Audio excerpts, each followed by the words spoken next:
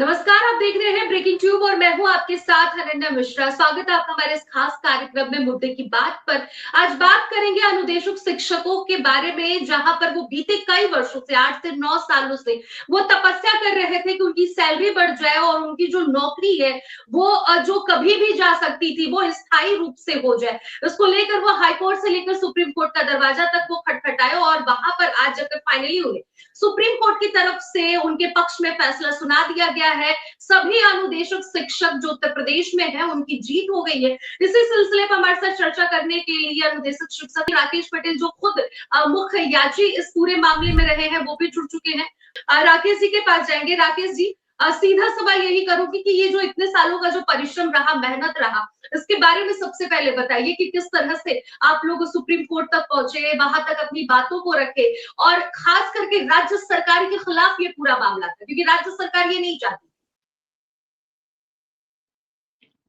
जी, बहुत-बहुत धन्यवाद मैडम। हम्म। सबसे पहले तो आपका बहुत-बहुत आभार कि हम अनुदेशकों की बात ये समस्त लोगों तक पहुँचा रही हैं। हम्म। मैं बताना चाहता हूँ कि मैडम हम लोग की जो नियुक्ति हुई शिक्षा के अधिकार अधिनियम के तहत, ये 2013 में हम सबकी नियुक्ति हुई और उसके हम्म। बाद से 7,000 नियत मानदेय पे रखा गया था कि हम्म। 7,000 रुपए मानदेय पे हम लोग की नियुक्ति हुई 41,360 पदों पे हम्म। और आज 2026 चल रहा है और वर्तमान में हम लोग को 9,000 रुपए मिल रहा है। बीच में संघर्ष की बड़ी लंबी दास्तान रही। शुरुआत में हम लोगों ने जब अपनी मांग उठानी शुरू की 2015-2016 से, जब हम लोग, मुझे याद है भली भांति कि जब हम लोग धरना प्रदर्शन पे बैठे थे लक्ष्मण मेला मैदान में, तो हम लोग के एक प्रतिनिधिमंडल को बुलाया गया था। उस समय अपर मुख्य सचिव थे आशीष गोयल सर और प्रमुख सचिव की भी उनके पास दायित्व था और निदेशक की भी बाद में उनके पास दायित्व आया आशीष गोयल सर के पास। मैं आभार जताना चाहूंगा आपके चैनल के माध्यम से कि पहली बार हम लोग आगे का रास्ता जान पाए, क्योंकि हम लोग बैठे थे नियमितीकरण के लिए कि मानदेय सम्मानजनक हो जाए, उसके लिए उन्होंने एक रास्ता दिखाया कि आपका मानदेय कैसे बढ़ सकता है। उन्होंने एकदम एक परिवार की तरह से, क्योंकि मुझे पता है कि उस समय वो आईएएस संघ के महासचिव थे, तो वो संगठनों को बहुत महत्व देते थे और उस दर्द को समझते थे, उस पीड़ा को समझते थे कि जिसके नाते लोगों को संगठन बनाना पड़ता है अपनी आवाज पहुंचाने तक के लिए, अपनी आवाज सरकार तक पहुंचाने के लिए। उन्होंने वो रास्ता दिखाया, उन्होंने एक मार्गदर्शन किया और बताया कि कैसे हम अनुदेशकों का मानदेय बढ़ सकता है। तो पहली बार हम लोगों को जानकारी में पीएबी आया, प्रोजेक्ट अप्रूवल बोर्ड, कि ये होता क्या है पीएबी, कैसे हमारे अनुदेशकों का मानदेय कैसे बढ़ सकता है। उन्होंने बताया कि हर साल पीएबी की एक बैठक होती है, राज्य कार्यकारी की बैठक होती है। उस राज्य कार्यकारी की बैठक को मुख्य सचिव की अध्यक्षता में होती है। उसमें सभी प्रकार के बजट, उसमें कर्मचारियों के मानदेय का भुगतान हो या चारदीवारी निर्माण का हो या एमडीएम का हो, जो भी बजट इनसे खर्च होता है, ये सारे बजट को उसको बना के ले जाते हैं। क्योंकि इस समय जो केंद्र सरकार का और राज्य सरकार का रेशियो चलता है वो 60 और 40 का चलता है, जिसमें भागीदारी 60% की जो है वो केंद्र सरकार की होती है और 40% की हिस्सेदारी जो होती है वो राज्य सरकार वहन करती है। तो वो सारे बजट को पेश करते हैं और बजट का उसमें पास होता है। पास होने के बाद ये बजट वहां से आता है, पीएबी का मिनट्स आता है और मिनट्स के बाद ही उस पे भुगतान होना ये शुरू हो जाता है। पहली बार हम लोग का जब बन के गया था, तो जब उन्होंने रास्ता दिखाया तो हम लोग का प्रस्ताव भी, केवल रास्ता नहीं दिखाया। मैं बताते चलूं कि उससे पहले चाहे जितनी बार पीओबी हुई, तो उनके बारे में हम लोग को जानकारी नहीं थी उस समय, तो ये शायद 7,000 ही आता था। लेकिन जब इनसे वार्ता हुई और संगठन की जब वार्ता हो गई, तो उसके बाद उन्होंने 7,000 से बढ़ा के सीधे 15,000 का प्रस्ताव उन्होंने प्रोजेक्ट अप्रूवल बोर्ड की बैठक में ले जाने का काम किया। और मैं आपको बताते चलूं कि उन्होंने इतना प्रयास किया, चूंकि हम लोग के पीड़ा से वो सहमत थे, वो सारी चीजों को देख रहे थे। और उस समय चूंकि केंद्र सरकार में भारतीय जनता पार्टी की सरकार थी और राज्य में समाजवादी पार्टी की सरकार थी, तो उस समय समग्र शिक्षा सर्व शिक्षा अभियान हुआ करता था, ये समग्र शिक्षा अभियान। तो उस समय भारी बजट में भारी कटौती हुई। भारी कटौती के बावजूद भी हम लोगों का 1,470 रुपए वो बढ़ोतरी हुआ, ये 15,000 के प्रस्ताव पे। तो हम लोगों को जैसे ही वहां से, मुझे याद है कि पीएबी का मिनट्स जैसे ही राज्य को प्राप्त हुआ, जैसे ही यहाँ पे आया प्रदेश में, और मिनट्स आने के बाद 10 से 15 दिन बाद हम लोग का भुगतान होना शुरू हो गया 8470 रुपए, क्योंकि 7,000 पहले मिलता था और 1,470 रुपए इसमें बढ़े थे, तो 8470 रुपए ये भुगतान होने शुरू हो गए। उसके बाद उस भुगतान के बाद हम लोग क्या किए कि उसमें चूंकि 15,000 का प्रस्ताव ये लेके गए थे, तो हम लोगों ने एक याचिका दाखिल कर ली थी कि 15,000 रुपए की, जब हमारा 15,000 का प्रस्ताव गया तो उसमें कटौती क्यों की गई। तो अभी चूंकि ये अभी गतिमान था और विचाराधीन था, वो प्रक्रिया में था कोर्ट में। फिर अगले सत्र में हम लोगों ने कार्यपालिका से एक बार पुनः प्रयास किया, और पुनः प्रयास करने के बाद प्रमुख सचिव बेसिक महोदय से वार्ता हुई, और तमाम उसमें दौर चला। चूंकि पिछली बार हम लोग क्या किए थे कि केवल राज्य सरकार के भरोसे और इनके अपने राज्य स्तर पे ही हम लोग पैरवी किए थे। अब उससे सीख लेते हुए जब ये 17,000 का प्रस्ताव बना, और 17,000 का प्रस्ताव जब फिर पीएबी को गया, तो इस बार हम लोग भी नहीं रुके, हम लोग भी साथ ही साथ हम लोग वहां तक गए, और एमएचआरडी में जाके वहां पैरवी किया गया। अपनी पीड़ा को जो भी संबंधित अधिकारी थे वो उनसे रखा गया, उनसे बताया गया। तो उस बार उस प्रयास से वो जो केंद्रीय मंत्री थे उनसे भी पैरवी की गई। वहां जाने के बाद 17,000 रुपए वहां से अप्रूव हो गया। अप्रूव होने के बाद पीएबी का मिनट्स राज्य सरकार को आ गया। राज्य सरकार के पास मिनट्स आने के बाद मैं यहाँ आपके माध्यम से करने में थोड़ा सा विचक नहीं रखूंगा, क्योंकि वास्तविकता मेरे तरफ से मतलब मेरा मानना है कि सभी तक वास्तविकता जानी चाहिए। यहाँ आने के बाद कुछ कुछ इस तरह के मानसिकता के अधिकारी जो केवल अपने पीठ थपथपाने के लिए काम करते हैं, वो लोग क्या किए, उन्होंने ये किया कि ये चूंकि उस समय शिक्षा मित्र साथियों का 3500 से वो 10,000 हुआ था, और हमारा 7,000 से 17,000 हो गया था। तो उन्होंने ये शासन में ये बात अपनी रखी कि शिक्षा मित्रों को केवल 10 मिलेगा और अनुदेशकों को 17,000 मिलेगा, तो ये बवाल मचाएंगे कि अनुदेशक बवाला करेंगे और ये बवाल का घर बनेगा।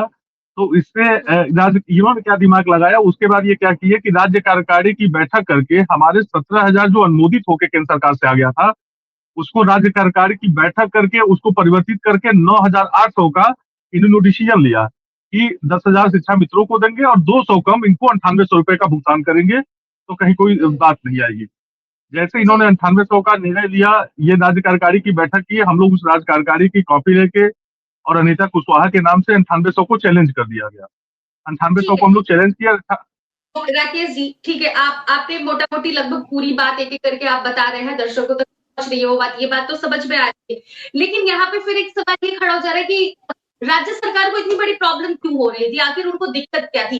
क्योंकि आप लोग थे वहां पर, आप मुख्य वहां पर रहे हैं इस पूरे मामले में, तो मैं ये जानना और समझना चाहती हूँ, जनता भी ये जानना चाहती है कि सुप्रीम कोर्ट से जो फैसला आया है, मैडम मैं को पता है, लेकिन गवर्नमेंट को आखिर क्या दिक्कत हो रही थी? क्योंकि 17 में ये था कि लागू होगा, फिर उसे बीजेपी की सरकार आई है, हालांकि आपने शुरुआत में भी ये बात बताई, आखिर उनको दिक्कत क्या हो रही थी कि आप लोग की सैलरी बढ़ाने से रोकना, फिर हाईकोर्ट के फैसले से सीधे वो सुप्रीम कोर्ट तक पहुंच जाते हैं इस फैसले पर रोक लगाने के लिए। बस मैडम मैं उसी बिंदु पे आ रहा था।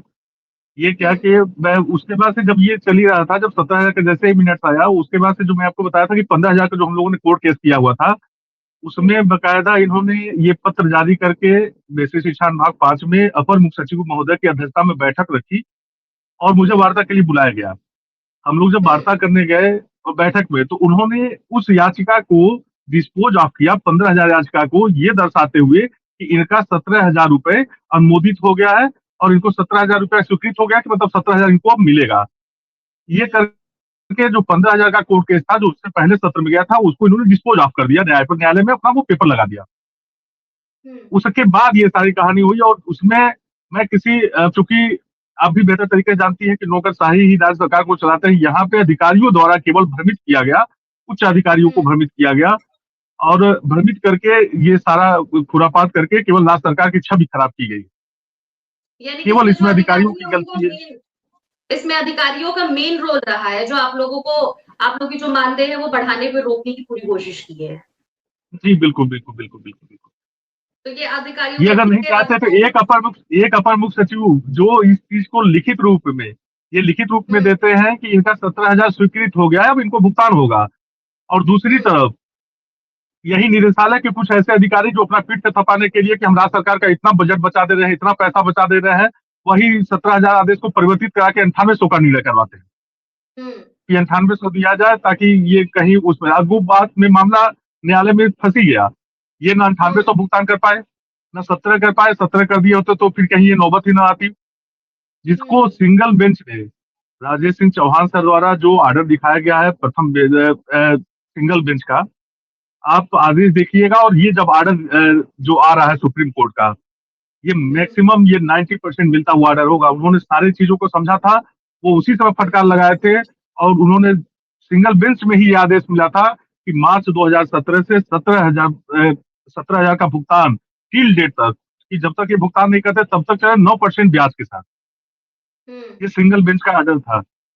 और उस समय ही ये सारा सब कुछ, सारी अपनी ये जितनी भी अपनी ये चालाकी थी सारा दिखा चुके थे कि ये पार्ट टाइम है, ये अंशकालिक है, ये कम काम करते हैं, ये 24 का लांच पढ़ाते हैं। ये जितनी भी अपने विधि पूर्वक जो भी चालाकियां होती हैं विधि पूर्वक, वो सारी चीजों को आजमा चुके थे।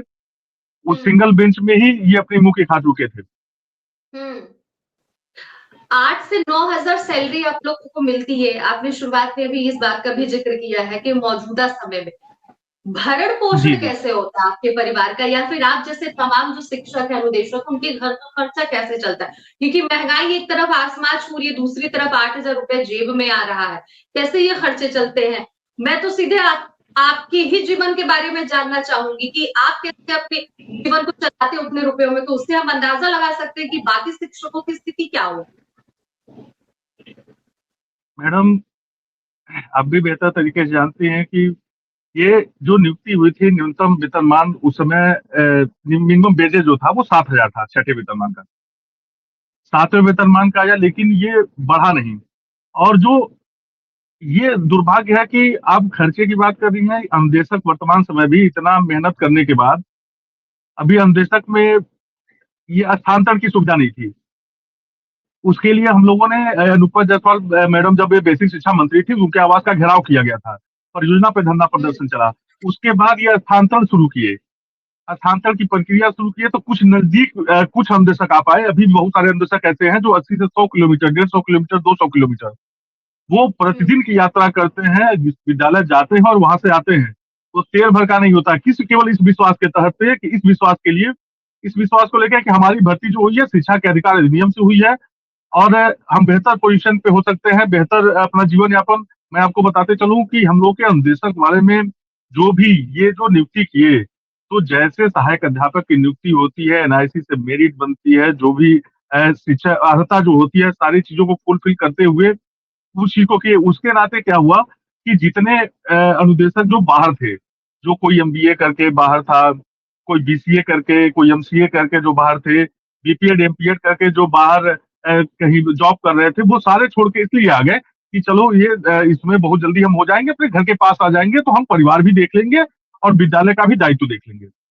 और आज के दिन कंडीशन क्या है कि मैं बता दूं कि जब होता है कि जो हम लोग के साथ के हैं, जो या हम लोग के बाद में इस कोर्स को किए और प्राइवेट पकड़ लिए, या उस चीजों में जो एमसीए एमबीए करके या बीसीए बीएससी एजी करके और एमएससी एजी करके जो इसमें, अब ये तो मैं कहूंगा जो फंसे हुए हैं, कि जो फंस गए। ये फंसना ही तो हुआ, ये इतने साल का 2013 से 2026 तक का समय ये फंसना ही हुआ कि जो फंस गए। जो हम लोग के साथ के थे अभी है वो जो वर्तमान में जो प्राइवेट में काम कर रहे हैं, जो वर्तमान समय में कोई 1.5 लाख मंथली कमा रहा है, 2 लाख मंथली कमा रहा है। और वर्तमान समय में ये है कि परिवार में केवल ये बहुत बुरी स्थिति है, मैं इसको बयान नहीं कर पा रहा हूँ। और जैसे अभी आपने कहा कि कैसे हम लोग खर्च चला पाते हैं अगर घर परिवार में अगर नौकरी करने वाला व्यक्ति ना रहे। जैसे मेरे पिताजी गवर्नमेंट जॉब में हैं, मेरे भाई साहब गवर्नमेंट जॉब में हैं, तो अब मैं गिल्टी फील करके ये कर पाता हूँ कि अब उनके ही खर्च लेके अभी आज तक अभी ये कि परिवार के बच्चों का फीस देना, या अपने चलना, या कभी कहीं आना जाना हो तो उनसे गाड़ी मांग लेना, इस तरीके से कि अपने बलबूते पर भी हम लोग नहीं कुछ कर पाते। जो परिवार पे ही आज के दिन भी आते हैं। शिक्षकों की ये हाल है। बिल्कुल, मैं आपकी इस बात को सुन रही हूँ और समझ भी रही हूँ। अब जिस तरह से सुप्रीम कोर्ट की तरफ से अगला जो फैसला जो ये भी इसके साथ साथ सुनाया गया है कि 2017 से लेकर अब तक, मतलब बीते 6 महीनों में भुगतान करना है सरकार को।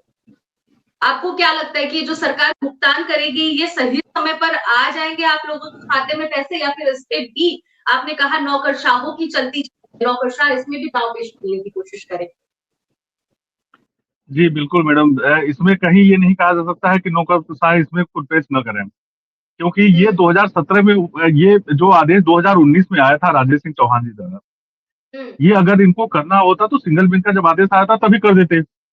ये डबल बेंच गए, और डबल बेंच में भी एक बार बता दूं कि एक कोर्ट ऑफ कंटेंट में ऐसी कंडीशन बन गई थी जिसमें चीफ सेक्रेटरी को ही अवमानना के नोटिस में प्रेजेंट होना था, स्वयं उपस्थित होना था। उस समय मेरी जो जानकारी है, उस समय दोनों आदेश बने हुए थे, एक 17,000 का कि अगर मुख्य सचिव को जाना पड़ गया तो ये आदेश उसको लगा देंगे। वो रातों रात सुप्रीम कोर्ट गए हैं और दूसरे दिन मतलब सुनवाई से पहले पहले वो सुप्रीम कोर्ट से स्टे आके लेके चले आए। हम्म।